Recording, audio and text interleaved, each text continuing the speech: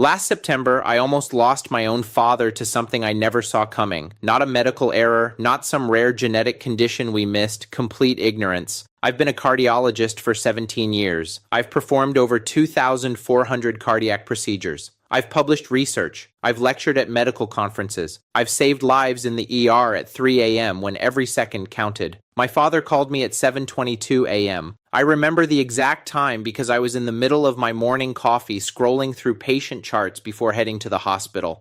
"Son," he said, his voice strained in a way I'd never heard before. "I feel dizzy.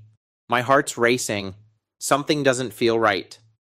Now you need to understand something about my father. He's not the type to complain.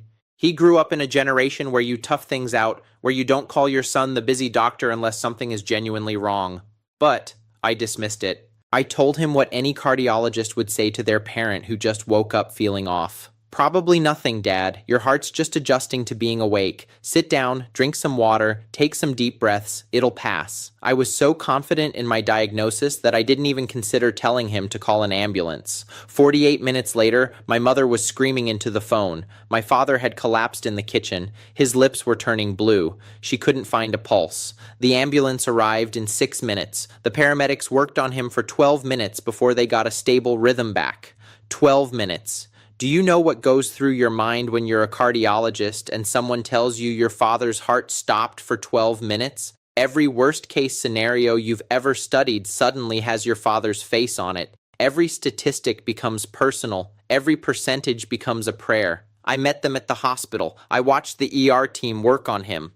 I stood there in my white coat with all my credentials and all my experience, completely helpless. A spectator in the most important moment of my life. The ER doctor, Dr. Jason Ford, someone I'd worked with for years, pulled me aside after they stabilized him. Her face was serious, the kind of serious doctors reserve for delivering difficult truths. She asked me one simple question that changed everything.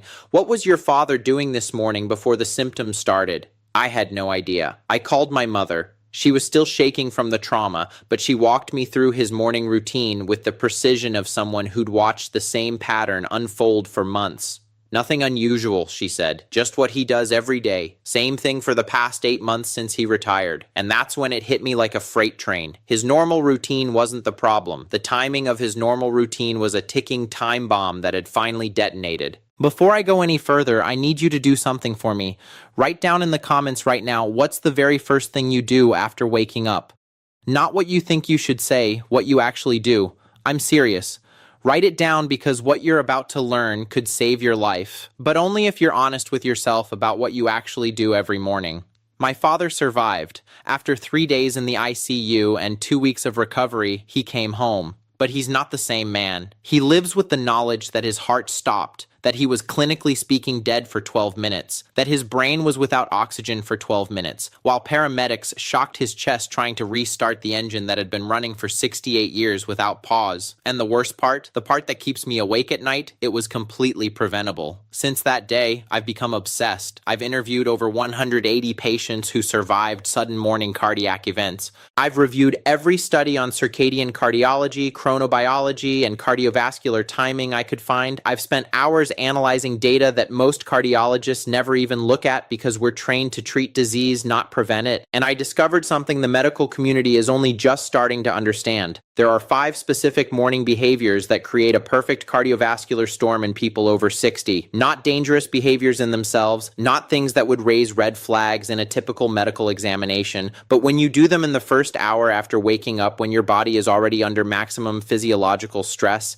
they can stop your heart. My father was making one of these 5 mistakes every single morning, and based on the research I've done since, based on the conversations I've had with hundreds of patients, there's a very real chance you're making at least one of them too. If you're over 60 or if someone you love is over 60, I'm begging you to subscribe to this channel right now. Click that subscribe button because I'm going to spend the rest of this video sharing information that could literally prevent someone you care about from becoming another morning cardiac statistic. I know you might think you'll remember to come back later, but here's the truth. You won't. The algorithm will bury this, and the person who needs this information, maybe your parent, maybe your spouse, will never see it. Your subscription right now is how we make sure this reaches the people who need it most. Let me explain what happens to your body the moment you open your eyes in the morning, because once you understand this, everything else I'm about to tell you will make perfect sense. Your body doesn't turn on like a light switch, it detonates. First, your circadian rhythm triggers a massive release of cortisol, the stress hormone. Within 15 minutes of waking, your cortisol levels spike by 50 to 60%. This isn't a gentle wake-up call. This is your body slamming the accelerator, forcing your heart rate up and constricting your blood vessels with brutal force. Second, your autonomic nervous system shifts violently from parasympathetic mode, rest and digest, to sympathetic mode, fight or flight. Adrenaline floods your system like a tsunami. Your blood pressure shoots up by 10 to 20 points in a matter of minutes, sometimes more. Third, after 7 to 8 hours without drinking anything, you're severely dehydrated. Your blood has become thick and viscous like honey instead of water. Your heart has to work 3 times harder to pump this sludge through your body. Now imagine your heart, a heart that's already been beating for 60, 70, or 80 years facing this morning storm. Arteries that are naturally less elastic with age. Blood vessels that don't respond as quickly.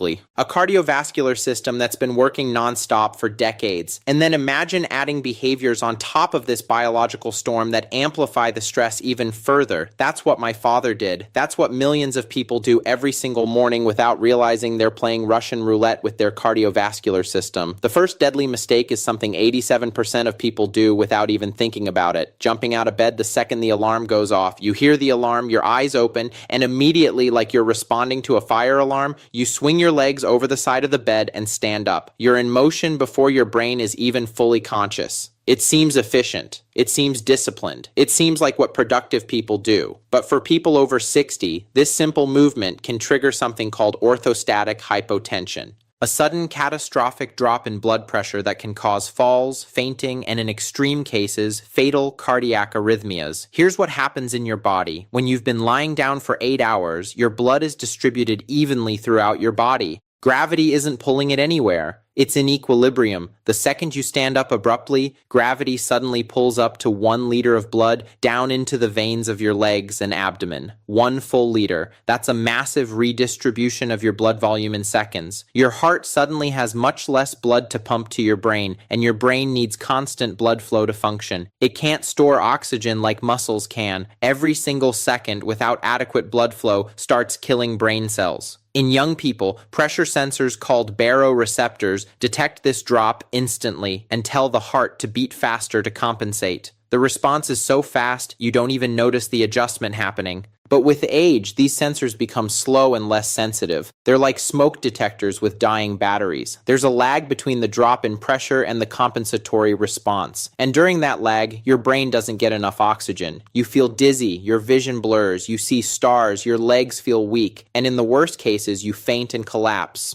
Falls are one of the leading causes of death in older adults. Hip fractures, head injuries, internal bleeding, and many of these falls happen in the first few minutes after getting out of bed when people faint from orthostatic hypotension. But the danger goes far beyond the fall itself. When your body finally realizes what's happening, when those slow baroreceptors finally sound the alarm, it panics. It overcorrects. Your nervous system releases a massive surge of adrenaline to jack your blood pressure back up. Your heart goes from struggling to pump enough blood to suddenly being forced to pump against extremely high pressure. This creates something called reflex tachycardia. Your heart starts beating fast and violently like an engine being revved from idle to maximum RPM in seconds. And this sudden violent acceleration can trigger fatal arrhythmias in a heart that's already under stress from the morning hormonal storm. Ventricular fibrillation, sudden cardiac arrest, dead before you hit the floor. The solution is absurdly simple. When your alarm goes off, stay lying down for 30 to 60 seconds. Take 5 deep breaths. Let your body know there's no emergency. Then sit up slowly and sit on the edge of the bed with your feet on the floor for another 60 seconds. Move your ankles in circles to activate the muscle pumps in your calves that help push blood back up to your heart. Only then do you stand up slowly.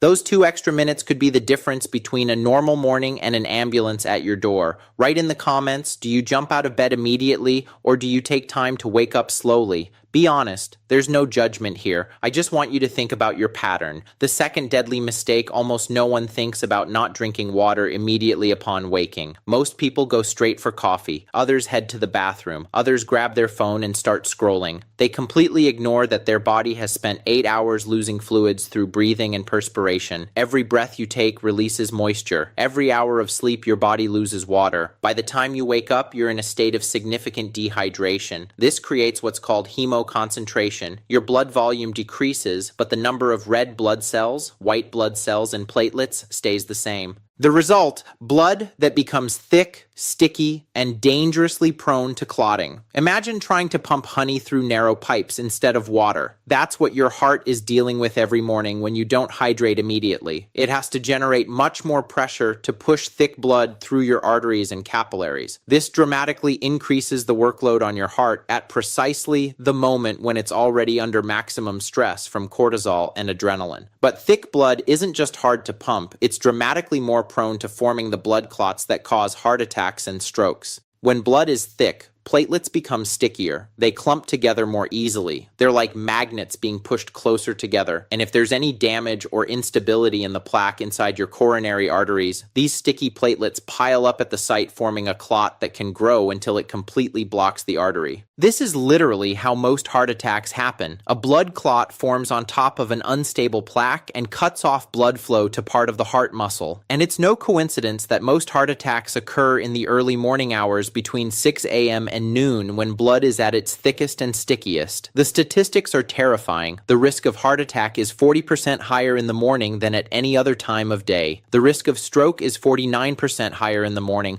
Why? Because of this perfect storm. Thick blood from dehydration, elevated cortisol, spiking adrenaline, and increased blood pressure all happening simultaneously. The solution is so simple it almost feels too easy. Leave a glass of water on your nightstand before bed. Make drinking 300 to 400 milliliters of room temperature water your absolute first priority. When you wake up, before your phone, before the bathroom, before coffee, before anything else, this simple habit immediately begins to reverse the HEO concentration. Within minutes, you're diluting your blood, making it more fluid, reducing the viscosity, lowering the load on your heart, decreasing the risk of clots forming. In a matter of minutes, you're literally diluting the danger. The third mistake is something 80% of people think is absolutely necessary to function: drinking strong coffee, especially espresso or very concentrated coffee, on a completely empty stomach right after waking up. This is a cardiovascular bomb disguised as a comforting morning ritual. I love coffee. I'm not going to tell you to never drink it, but the timing and the way you consume it can be the difference between a harmless pleasure and a cardiac trigger. Caffeine is a powerful stimulant. It triggers a massive release of adrenaline from your adrenal glands. It accelerates your heart rate significantly. It causes vasoconstriction, narrowing your blood vessels and spiking your blood pressure suddenly and intensely. Now, remember, your body is already dealing with elevated cortisol, thick blood from dehydration, and the abrupt transition from sleep to wakefulness. Your cardiovascular system is already running at maximum capacity. Adding a caffeine shock on top of this is like throwing gasoline on a fire that's already burning out of control. For young people with elastic arteries and healthy hearts, this might be tolerable. The body can handle the additional stress. But for a cardiovascular system that's worked for 6, 7, or 8 decades, that has naturally stiffer arteries and potentially undiagnosed coronary disease, this combination can trigger dangerous arrhythmias, severe hypertensive crises, or even sudden heart attacks. When you drink coffee on an empty stomach, the absorption is dramatically accelerated. There's no food to slow it down.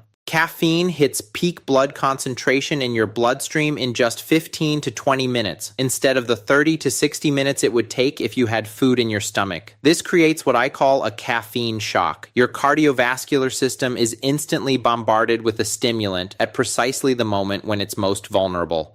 Blood pressure can spike by 20 to 40 points within minutes. Heart rate accelerates to potentially dangerous levels, and your body enters a state of cardiovascular hyperexcitability, where any additional stress, any sudden movement, any emotional trigger can push you over the edge into arrhythmia or cardiac event. I've reviewed case studies of patients who had heart attacks within 30 minutes of drinking strong coffee on an empty stomach. Their autopsies showed coronary disease that had been building for years. The coffee didn't cause the disease, but it was the trigger that caused an unstable plaque to rupture and form the clot that killed them. My father didn't drink coffee, so this wasn't his trigger, but I've seen this pattern in dozens of the patients I interviewed after their morning cardiac events. The solution, if you cannot imagine a morning without coffee, and I understand that completely, never drink it on an empty stomach. Always eat something first, even if it's just a banana, a handful of nuts, or a piece of toast, something to slow the absorption, reduce the concentration. If you normally drink espresso, switch to regular coffee. If you drink 3 cups, reduce to 1. And most importantly, drink at least 300 to 500 milliliters of water before you even think about coffee. Hydrate first, always. I want you to write down, honestly, how much coffee do you drink in the morning? And do you eat anything before your first cup? No shame, no judgment, just awareness, because awareness is the first step to change. The fourth mistake is something many people do thinking it's incredibly healthy. Intense exercise in the first few hours after waking up, running, weightlifting, high-intensity interval training, spinning classes, any activity that drastically raises your heart rate when your body hasn't fully adapted to being awake. Let me be clear, exercise is fundamental for cardiovascular health. It's one of the most important things you can do to prevent heart disease, but timing is absolutely critical, especially for people over 60. Remember, in the early morning hours, your cardiovascular system is already facing multiple simultaneous stresses. Elevated cortisol, spiking adrenaline, thick blood from dehydration, naturally higher blood pressure, and stiff blood vessels that haven't warmed up yet.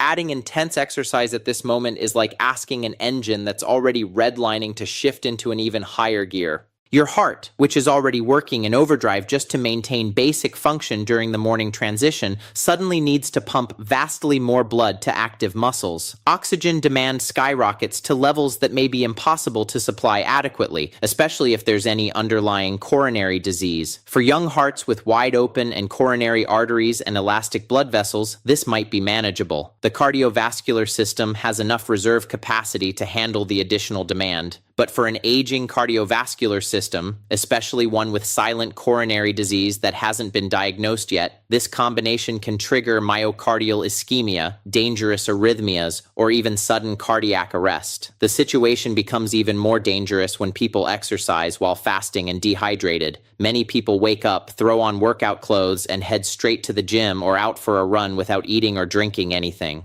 Intense exercise while fasting forces the body to break down muscle tissue for energy. It releases additional stress hormones, particularly cortisol, adding even more fuel to the fire. It can cause dangerous drops in blood sugar that further burden the heart and brain, combined with thick dehydrated blood that can't transport oxygen adequately. You're creating perfect conditions for cardiovascular collapse. Many cases of sudden death in gyms or during morning runs happen for exactly this reason. Apparently healthy people who thought they were doing something good for their bodies, who didn't know they were stacking multiple risk factors in a potentially lethal combination. The solution? If you want to exercise in the morning, wait at least 2 to 3 hours after waking. Give your body time to fully transition from sleep to wakefulness. Drink plenty of water. Eat something light to stabilize blood sugar and provide energy. Allow morning cortisol and adrenaline to normalize before adding the additional stress of physical exertion. Always start with a very gradual and prolonged warm-up. Never go from 0 to intense in minutes, and consider moving your most intense exercise sessions to mid-morning, afternoon, or early evening when your cardiovascular system is more stable and better equipped to handle the demand. And now we come to the fifth and final mistake, the one that almost killed my father. Before I reveal it, I need you to do something. If this information has been valuable so far, if you can see how these seemingly innocent morning habits are actually putting millions of people at risk every single day, I need you to hit that like button right now. Because here's the brutal truth that nobody wants to talk about. I can spend hours researching, writing, and creating this content. I can pour my heart into sharing what almost cost me my father. But if people don't engage with it, the algorithm buries it where no one will ever see it. And that means the people who need this information most, the people who are making these exact mistakes right now, the people whose lives could be saved by watching this video will never get the chance. Your like isn't just a button. It's literally how we save lives. So please, if you've made it this far, if you believe this information matters, Show me by liking this video right now. The fifth mistake is the most devastating of all. It's something wellness influencers and biohacking gurus promote as the holy grail of longevity, something my father adopted because he genuinely wanted to be healthier, something he read about in articles and watched videos about, something he did religiously every single morning for 8 months before it almost killed him, taking an ice-cold shower or any form of extreme cold exposure immediately after waking up. My father had been watching videos about the benefits of cold exposure, increased energy, improved mood, strengthened immune system, better metabolism, reduced inflammation. It all seemed backed by science. It seemed like the smart, proactive thing to do. Every morning he would get out of bed and go straight to the shower. He'd turn the water to maximum cold and he'd stand under that freezing water for 2 full minutes, breathing through the shock, convinced he was investing in his health and longevity. On the morning he collapsed, he did exactly that. He woke up, went to the bathroom, turned the shower to cold, and that ice water hit his chest. His cardiovascular system went into total collapse. His heart stopped. Here's the terrifying science behind what happened. When your body is exposed to extreme cold, especially cold water, directly on your torso, it interprets this as a direct threat to survival. Your body immediately activates every emergency mechanism available to preserve core body temperature and protect vital organs. In seconds, something called massive peripheral vasoconstriction occurs. Thousands of small blood vessels in your skin and extremities slam shut simultaneously, not gradually, not gently. They close like floodgates slamming shut in a flood. Imagine your cardiovascular system as a network of pipes carrying water under pressure. Suddenly, thousands of the smaller pipes close completely. All that blood that was flowing through those vessels now has nowhere to go. The pressure in the remaining open vessels, the main circuit, instantly explodes. Studies show that cold water immersion can raise systolic blood pressure by 20 to 40 points in seconds. But for people with already elevated pressure or a compromised cardiovascular system, these numbers can be even more extreme. Some studies have documented spikes of 50 to 60 points. For a heart that's been beating for decades and arteries that are naturally less elastic with age, this sudden massive increase in pressure is catastrophic. It's like trying to inflate an old dried out balloon too fast. The rubber has lost its elasticity, it can't stretch to accommodate the pressure. The risk of rupture is extremely high, whether it's an unstable plaque in a coronary artery that ruptures and causes a sudden heart attack, or a weakened blood vessel in the brain that bursts and causes a hemorrhagic stroke. The outcome can be fatal within minutes. But cold shock doesn't just spike blood pressure to dangerous levels. It also forces the heart to work with brutal intensity, to overcome the massive cardiovascular resistance that was created instantly to pump blood through thousands of constricted vessels against skyrocketing pressure. The heart must beat harder and faster, much harder, much faster. Oxygen demand skyrockets to levels that may be impossible to meet, especially if there's silent coronary artery disease, which is extremely common in people over 60. Most people have some degree of coronary disease and don't even know it because it hasn't caused symptoms yet. When the heart is forced into this extreme level of oxygen demand and the coronary arteries can't deliver enough oxygen-rich blood to meet that demand, the result is severe myocardial ischemia. The heart muscle is literally suffocating. This is where the most dangerous arrhythmias develop, especially ventricular fibrillation. The heart's electrical system becomes completely destabilized by the lack of oxygen. Instead of beating in a coordinated rhythm, it simply quivers chaotically. No blood is pumped to the brain. No blood is pumped to the rest of the body. This is cardiac arrest, and if not reversed within minutes with a defibrillator, it's fatal. My father developed exactly this deadly arrhythmia. The cold shock was the final straw that his cardiovascular system, already overburdened by the morning danger zone, simply could not handle. The paramedics had to shock him 4 times before they got a stable rhythm back. 4 times they had to stop his heart with electricity and hope it would restart in a normal pattern. What makes this even more sinister is that morning cold exposure is being massively promoted on social media by influencers who have absolutely no understanding of the specific cardiovascular risks for older adults. You see viral videos of 2 5-year-old athletes taking ice baths at sunrise, millions of views, thousands of comments saying, "I'm going to try this tomorrow."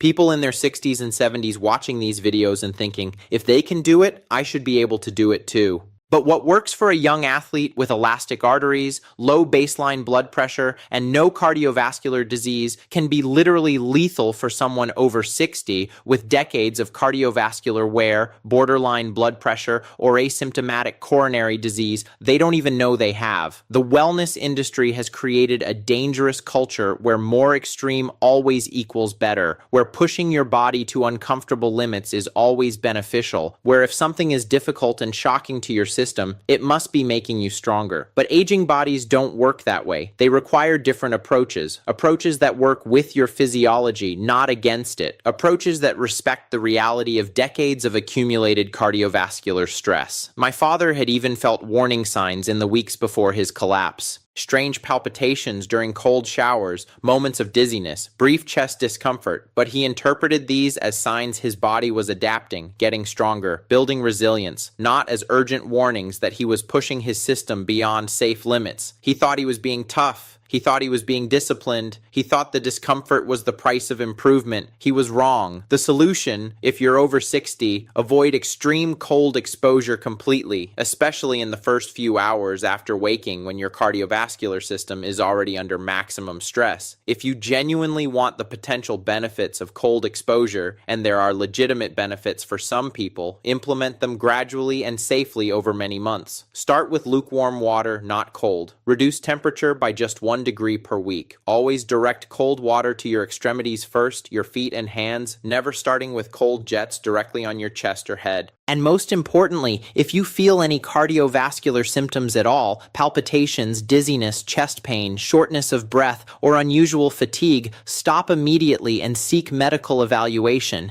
These are not signs of adaptation. They're warning sirens that you're in danger. Here's what I want you to write in the comments. How many of these 5 mistakes are you making regularly? Just give me a number, 1 through 5. Be completely honest, because I guarantee most people watching this are making at least 3 of them without even realizing the cumulative risk they're creating. Now, before I share the morning protection protocol that my father now follows religiously, the protocol that has kept him safe and healthy for 3 years since his near-death experience, I need to be completely transparent with you about something. This information is based on scientific evidence and clinical experience from treating thousands of patients, but it does not replace personalized medical evaluation by a doctor who knows your specific health history. If you have pre-existing medical conditions, diagnosed heart problems, high or low blood pressure, diabetes, a history of arrhythmias, or any chronic condition, you must consult your doctor before making significant changes to your morning routine. If you take medications regularly, especially cardiovascular medications like beta blockers, ACE inhibitors, diuretics, or blood thinners, these habit changes can interact with your drugs in ways that require dosage adjustments. My responsibility is to provide evidence-based educational information that can start important conversations and potentially save lives. Your responsibility is to use this as a starting point for discussion with your healthcare provider, not as a definitive prescription that bypasses professional medical guidance. Not everyone who makes these mistakes will develop cardiovascular problems. Not everyone who corrects them will see immediate dramatic benefits. Health is complex and individual, but for people in higher risk categories, especially those over 60 with cardiovascular risk factors like high blood pressure, diabetes, high cholesterol, smoking history, or family history of heart disease, these small modifications can make a life or death difference. The key is to approach changes with common sense, moderation, and medical guidance when necessary. Now let me share the 5-minute morning protection protocol that transformed how my father starts each day. The protocol that went from being a suggestion I desperately wished he would follow to a non-negotiable routine he credits with giving him his life back. Step 1. The awakening minute. When the alarm goes off, stay lying down. Resist every urge to jump out of bed and start your day immediately. I know the instinct is strong. I know you feel like you're wasting time. You're not. You're saving your life. Breathe deeply and slowly through your nose for 4 seconds. Hold that breath gently for 4 seconds. Then exhale slowly through your mouth for 6 seconds, making the exhale longer than the inhale. Repeat this breathing pattern 5 times. This controlled breathing sends a powerful signal to your nervous system that there's no emergency. It helps modulate the cortisol and adrenaline release that's already happening. You're giving your cardiovascular system a gentle, gradual wake-up instead of an abrupt shock that forces it into crisis mode. Step 2. The hydration minute. Before you go to sleep tonight, leave a large glass of room temperature water on your nightstand, at least 300 to 400 milliliters, not cold water from the fridge. Room temperature. In the second minute after your breathing minute, sit up slowly on the edge of the bed with your feet flat on the floor. Don't stand yet. Just sit. Now, drink all of that water. All of it. Every drop.